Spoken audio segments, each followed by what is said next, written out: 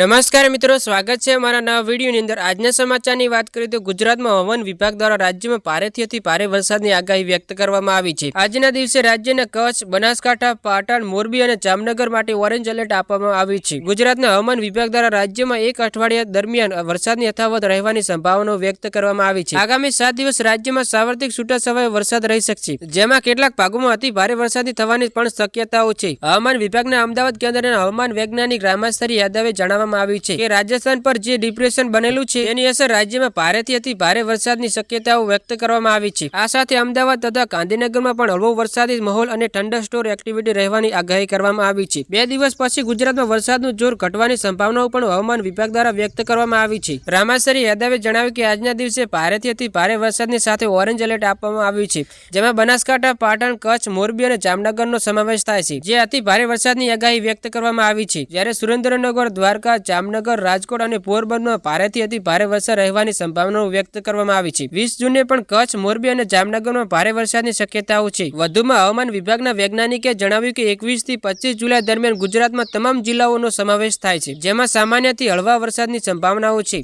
આ સાથે થંડરસ્ટોરની એક્ટિવિટી ચેતવણી પણ આપવામાં આવી રહી છે। આ દરમિયાન અમદાવાદ તથા ગાંધીનગરમાં પણ વરસાદ રહેવાની શક્યતાઓ હવામાન વિભાગના નકશામાં વ્યક્ત કરાઈ છે। વરસાદ થવાના કારણે અંગે રામાશ્રી યાદવે જણાવ્યું કે હાલ પણ ડિપ્રેશન ઉત્તર પૂર્વ રાજસ્થાનથી ઉત્તર પશ્ચિમ તરફ રહેલું છે, જેની આગામી 12 કલાકમાં ગતિ પશ્ચિમ અને ઉત્તર પશ્ચિમ તરફનું રહેશે અને વેલમાર્ક લો પ્રેશર પરિવર્તિત થશે। આ સિસ્ટમના અસરથી ગુજરાતમાં ભારેથી અતિ ભારે વરસાદની સંભાવનાઓ છે, જ્યારે 20મી તારીખે રાજ્યમાં ભારે વરસાદની શક્યતાઓ વ્યક્ત કરાઈ છે। 23મી જુલાઈ માટે રાજ્યના તમામ દરિયાકાંઠાના માછીમારોને ચેતવણી આપવામાં આવી છે, જે દરમિયાન પવનની ગતિ 40 થી 50 કિલોમીટર પ્રતિ કલાક રહેવાની સંભાવનાઓ છે। આ સાથે ઝાટકાનો પવન 60 કિલોમીટર પ્રતિ કલાક ઝડપે ફૂંકાવાની શક્યતા છે।